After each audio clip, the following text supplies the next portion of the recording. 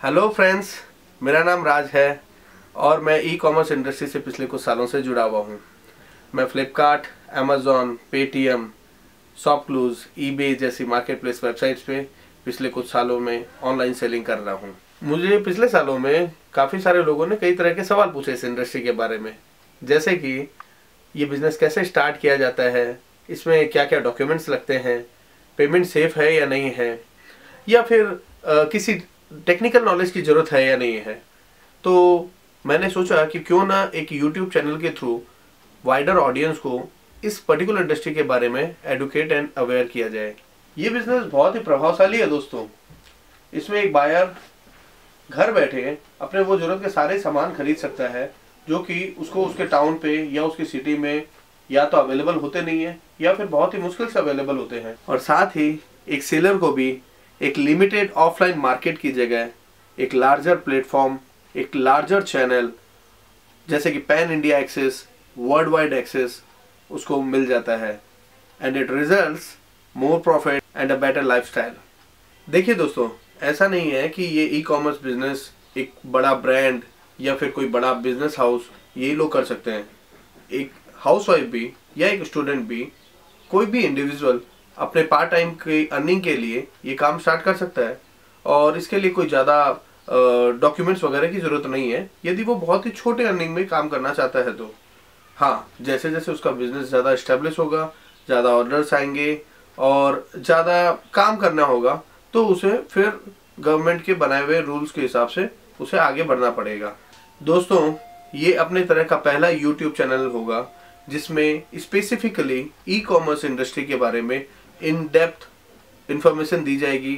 एक online sellers को क्या चाहिए, क्या नहीं चाहिए, क्या करना चाहिए, क्या नहीं करना चाहिए, करंटली क्या हो रहा है, और जो भी मार्केट प्लेसेस के नए नए नियम बदल रहे हैं, नए नए रिपोर्ट्स आ रहे हैं और उसके हिसाब से एक ऑनलाइन सेलर को क्या करना चाहिए, उसके लिए क्या हित में रहेगा, उस चीज़ के बारे में जानकारी दी जाएगी, उस चीज़ के बारे में डिस्कशन होगा।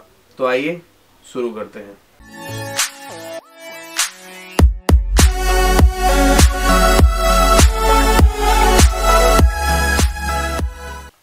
देखिए दोस्तों, पहले तो ये समझते हैं कि ई कॉमर्स होता क्या है। ई कॉमर्स मतलब इलेक्ट्रॉनिक कॉमर्स।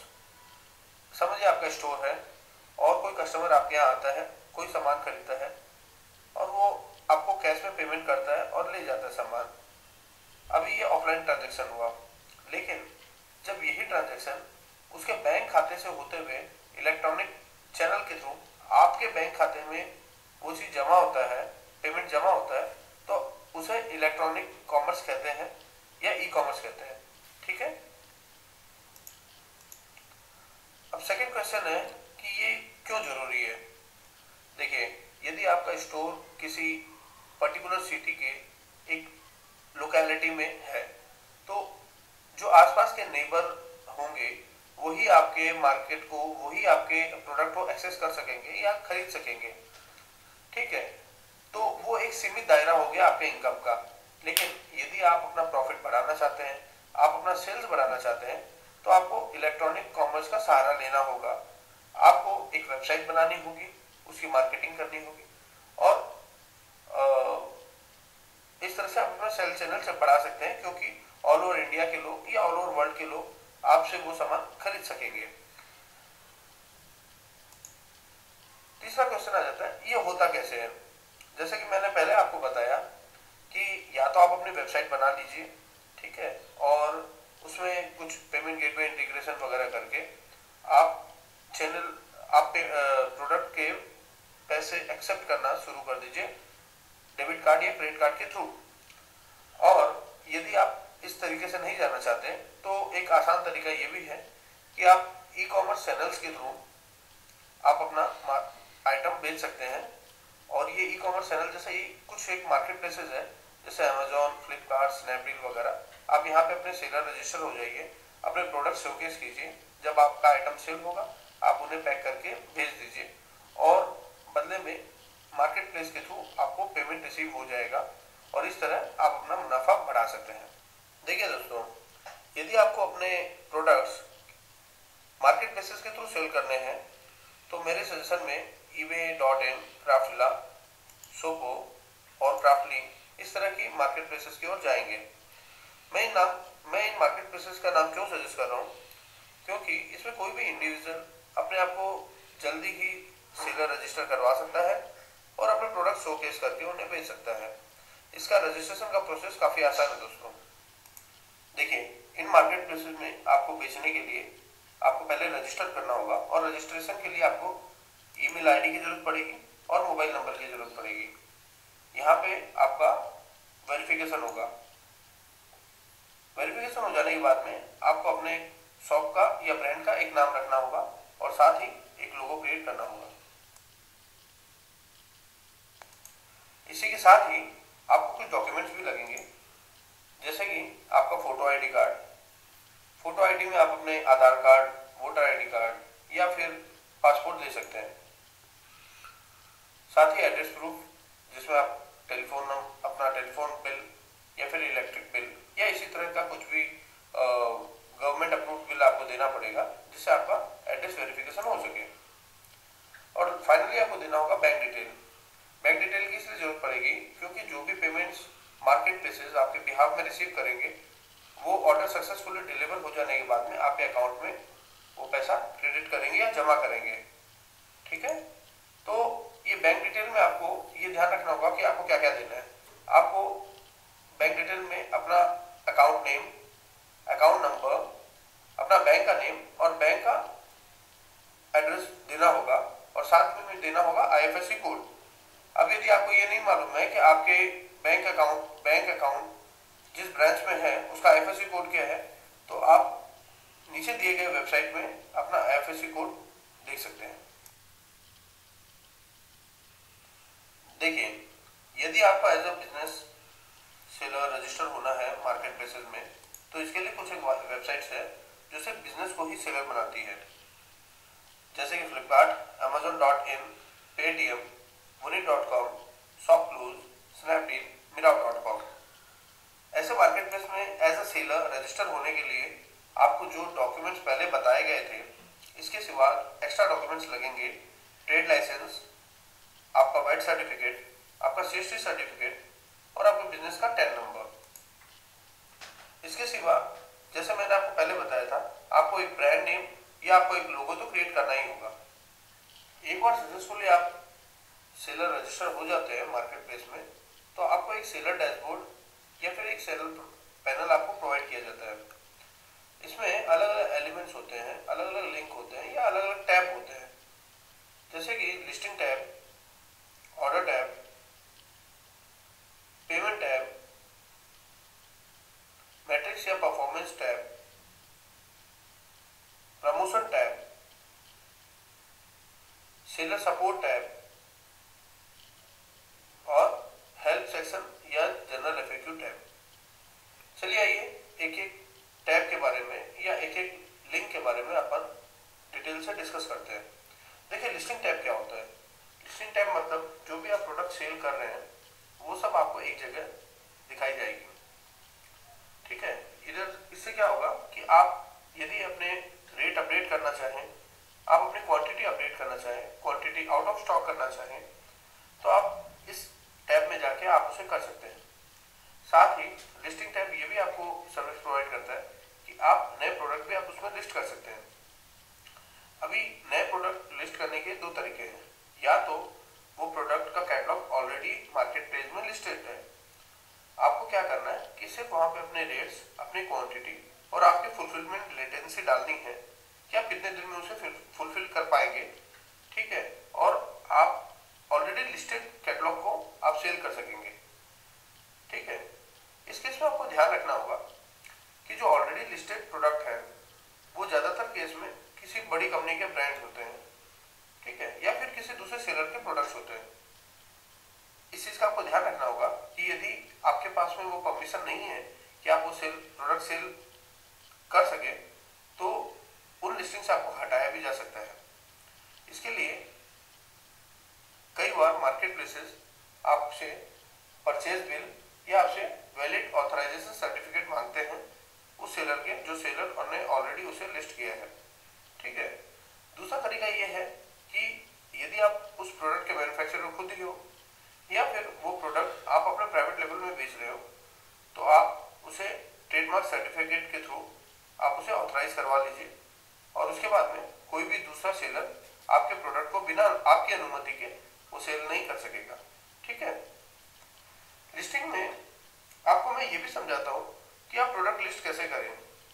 देखिए, प्रोडक्ट लिस्ट करने के लिए कुछ रिक्वायरमेंट्स होती है जो कि मार्केट प्लेस को प्रोवाइड करनी पड़ती है। ये इन्फॉर्मेशन कुछ ऐसी होती है कि पहले तो आपका प्रोडक्ट का हेडिंग क्या होगा।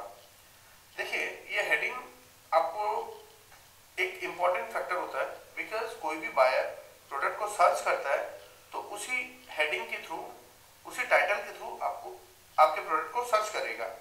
तो ध्यान रहे कि आपका प्रोडक्ट जो है वो उसमें इंग्लिश मिस्टेक्स ना हो, उसमें स्पेलिंग मिस्टेक्स ना हो, ताकि यदि वो किसी स्पेसिफिक प्रोडक्ट को स्पेलिंग वो चेक करता है और ये मालूम पड़ता है कि आपने स्पेलिंग रॉन्ग डाली है तो आपका प्रोडक्ट विजिबल ही नहीं होगा।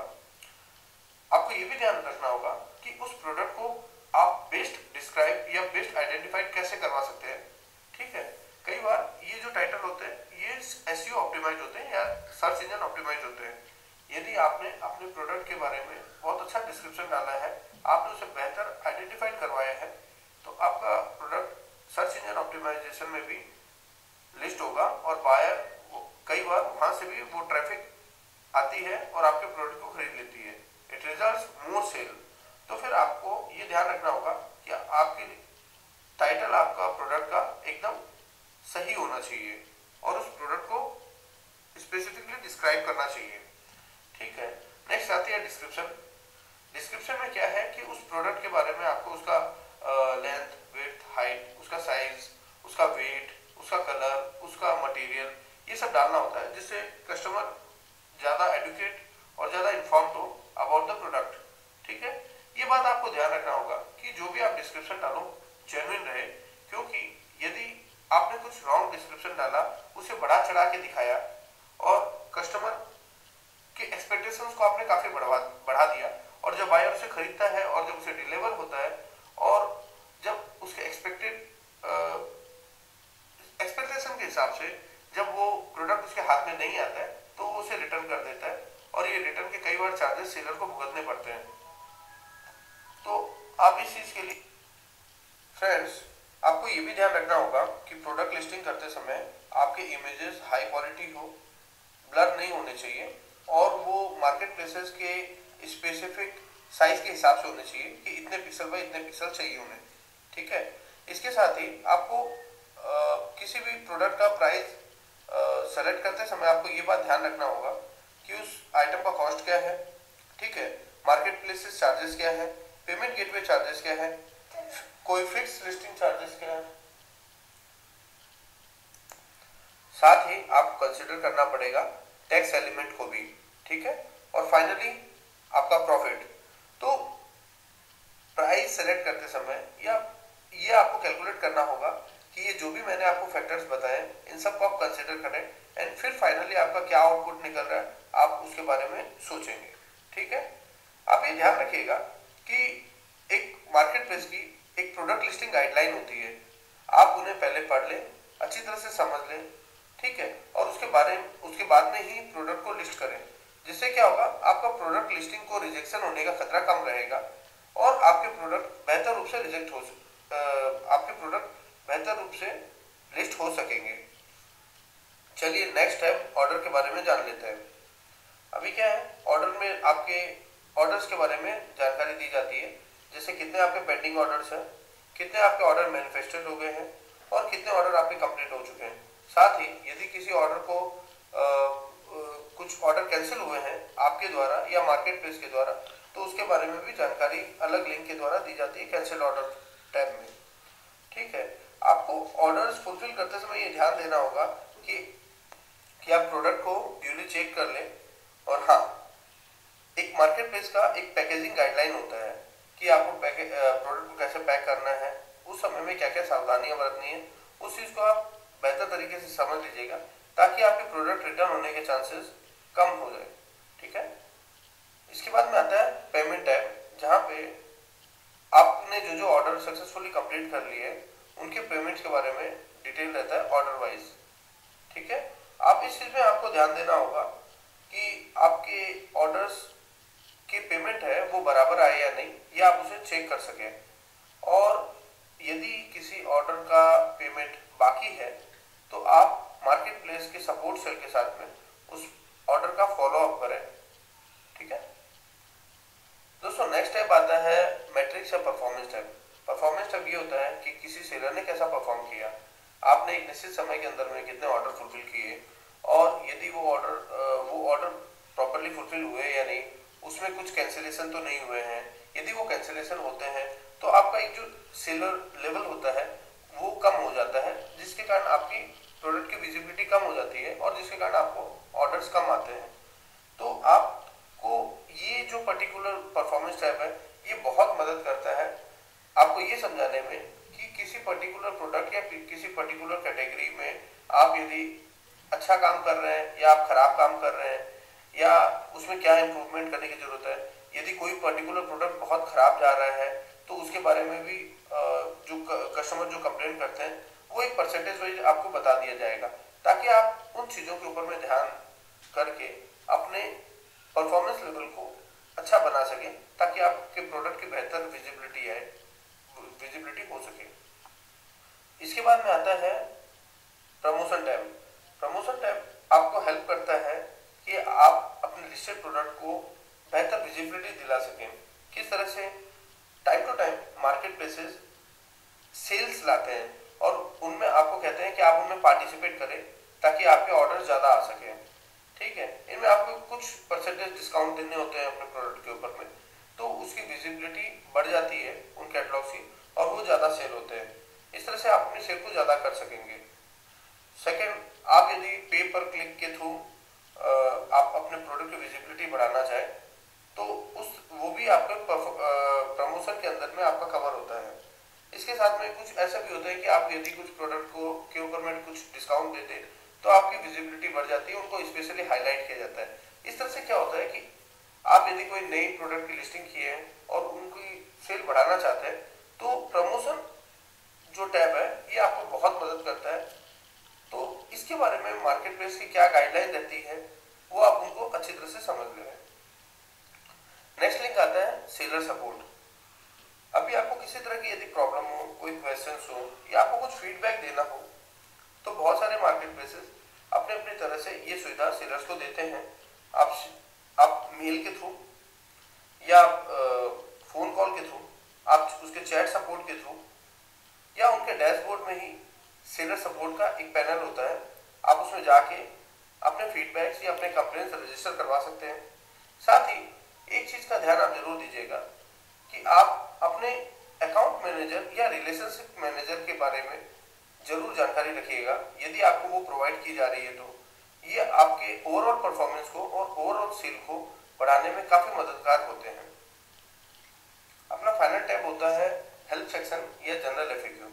इसमें आपको बताया जाता है कि आप मार्केट प्लेस की जो डिफरेंट पॉलिसीज है आप उनको प्रॉपरली फॉलो करें और उनके बारे में ज़्यादा से ज़्यादा जानकारियाँ इकट्ठा करें, ताकि आप उस पर्टिकुलर मार्केट प्लेस में अच्छे से परफॉर्म कर सकें, ज़्यादा से ज़्यादा सेल कर सकें। इसमें ये भी गाइडलाइन रहती है कि आप किस तरह की मेल प्रैक्टिसेस करने से बचें ताकि आपका सेलर अकाउंट सस्पेंड ना हो। तो ये सब कुछ ऐसी चीज़ें हैं जो सेलर डैशबोर्ड में कवर होती है और इसकी जानकारी जितनी अच्छी आप कर लेंगे उतना बेहतर आप सेल कर।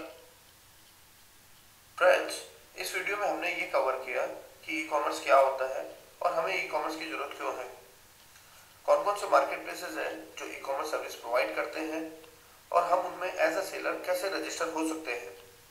साथ ही हमने ये जाना कि सेलर डैशबोर्ड या सेलर पैनल क्या होता है और ये हमारी किस तरह से हेल्प करता है हमारी ऑनलाइन सेलिंग करने में। अब नेक्स्ट बार से अगले वीडियो में हम स्पेसिफिक इश्यू या स्पेसिफिक टॉपिक के ऊपर में फोकस करेंगे, जैसे कि आप अपनी खुद की वेबसाइट वर्डप्रेस की मदद से कैसे बना सकते हैं। कुछ ऐसी ही वेबसाइट मैंने भी बनाई है जिसका लिंक आप देख ही रहे हैं। मैं चाहता हूँ दोस्तों कि इस वेबसाइट में एक बार जरूर जाएं और मेरी वेबसाइट को देखें। साथ ही हम ये भी डिस्कस करेंगे कि कैश ऑन डिलीवरी क्या होता है और वो कैसे बायर को ऑफर की जाती है। इसके साथ ही कुरियर टाइप्स किस प्रकार किए जाते हैं। साथ ही ये समझा जाएगा कि ई कॉमर्स इंटरनेशनल बिजनेस कैसे किया जाता है। इसके साथ ही हम ये भी कवर करेंगे कि इंडिविजुअल मार्केट प्लेस में हम प्रोडक्ट लिस्टिंग कैसे करें, कैटलॉग क्रिएशन कैसे करें, और साथ ही ये भी देखा जाएगा कि प्रोडक्ट फोटोग्राफी किस तरह से की जाती है और उसके बाद में उसकी एडिटिंग किस तरह से की जाती है ताकि बेहतर रिजल्ट आ सके। साथ ही ई कॉमर्स में नया क्या हो रहा है और उससे सेलर्स को क्या मदद मिलती है, इस चीज के बारे में भी डिस्कशन होगा। यदि आपके कुछ सवाल हो तो आप कमेंट सेक्शन में उन सवालों को पोस्ट करें। मैं ट्राई करूंगा कि वो ज़्यादा से ज़्यादा सवाल मैं कवर कर सकूं और उनके आंसर दे सकूं। दोस्तों, यदि ये इनिशिएटिव हमारा आपको पसंद आया है तो आप इस वीडियो को लाइक कीजिए और हमारे चैनल को सब्सक्राइब कीजिए। आपका ये एफर्ट हमें इंस्पायर करेगा कि इस तरह के वीडियो ज़्यादा से ज़्यादा बनाएं ताकि ज़्यादा से ज़्यादा लोग इस चैनल का लाभ उठा सके और अपनी लाइफस्टाइल या अपने मुनाफे को बढ़ा सके। धन्यवाद।